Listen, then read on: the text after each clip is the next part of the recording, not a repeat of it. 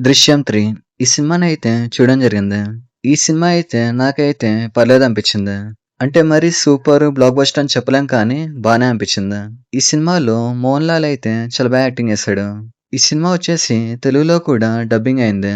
So, మన 'victory Venkatesh' అయితే ఈ సినిమాని రీమేక్ చేయలేడు.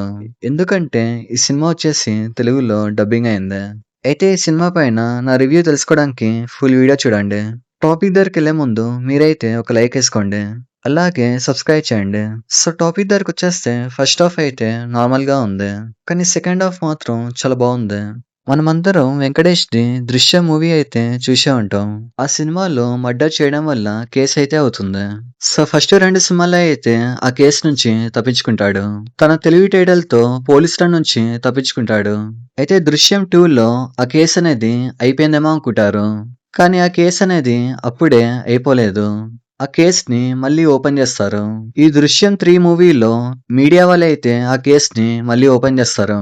ఎందుకంటే ఆ కేసొచ్చేసి కొంచెం ఇంట్రెస్టింగ్‌గా అనిపించింది. సో, వీళ్ళైతే ఆ కేస్‌ని మళ్ళీ ఓపెన్ చేశారు. మీడియా వాళ్ళైతే పోలీసులకు చెప్తారు ఆ కేస్‌ని మళ్ళీ ఓపెన్ చేయమని. సో, కేస్ అనేది మళ్ళీ ఓపెన్ అవ్వడంతో హీరోకైతే టెన్షనొస్తుంది. అంటే ఫ్యామిలీలో ఉన్న ప్రతి ఒక్కరు కూడా టెన్షన్ అనేది మొదలవుతుంది. సో, ఈ సినిమాలో తన మైండ్‌ని ఉపయోగించి ఈ కేస్ నుంచి తప్పించుకుంటాడు. ఇక్కడైతే ఈ సినిమాలో అయితే ట్విస్ట్‌లనేవి చాలా ఉన్నాయి. ఆ ట్విస్ట్‌ల కోసమైనా ఈ సినిమాకైతే వెళ్ళొచ్చు. ఈ సినిమాలో మోహన్ లాల్ యాక్టింగ్ అయితే చాలా బావుంది. అంటే మనమందరం ఇప్పటివరకు మోహన్ లాల్ యాక్టింగ్‌ని చూడలేదు. మనం కేవలం వెంకటేష్ యాక్టింగ్ మాత్రమే చూసాం. ఇక్కడైతే మనమందరం వెంకటేష్‌నైతే మిస్ అవుతాం. అంటే ఫస్ట్ 2 సినిమాల్లో వెంకటేష్‌నైతే చూశాం. కానీ సడెన్‌గా మోహన్ లాల్‌ని చూస్తే వేరేలా ఉంటుంది. ఇక్కడైతే ఈ సినిమాలో వెంకటేష్‌నైతే చాలా మిస్ అవుతాం. కానీ మోహన్ లాల్ కూడా మంచి యాక్టర్ అని చెప్పాలి. ఇంకా ఈ సినిమాలో మీనా కూడా ఉంది. మీనా అయితే తెలుగు సినిమాలో కూడా ఉంది. సో, మీనా కూడా ఎమోషనల్‌గా చాలా బాగా యాక్టింగ్ చేసింది. సో, ఓవరాల్‌గా ఈ సినిమా గురించి మాట్లాడుకుంటే ఈ సినిమా అయితే మంచి థ్రిల్లర్ మూవీ. అంటే ఫస్ట్ పార్ట్, సెకండ్ పార్ట్ రేంజ్‌లో ఉండకపోవచ్చు. కానీ సినిమా మాత్రం పర్లేదనిపించింది.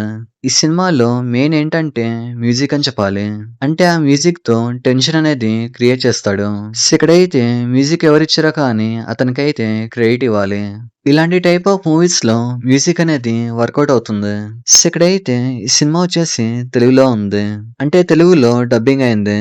సో, మీరైతే వెళ్లి చూసేయండి. ఎందుకంటే వెంకటేష్ వచ్చేసి ఈ సినిమాని రీమేక్ చేయలేడు. ముఖ్యంగా ఫస్ట్ హాఫ్ కంటే సెకండ్ హాఫ్ ఏదైతే ఉందో అదైతే చాలా బావుంది. సెకండ్ హాఫ్‌లోనే అసలైన సినిమా అనేది ఉంది. ఎమోషనల్ సీన్స్ అయితే చాలా ఉన్నాయి. ఈ సినిమాకి నా రేటింగ్ వచ్చేసి 2.5 ఇస్తాను. ఔట్ ఆఫ్ 5కి 2.5 ఇస్తాను. సో, మీరైతే థియేటర్స్‌కెళ్ళండి చూడండి. ఎందుకంటే 'ఐ బొమ్మ' అనేది బ్యాన్ అయింది. సో, ఇది మ్యాటర్. చూసారు కదా వీడియో.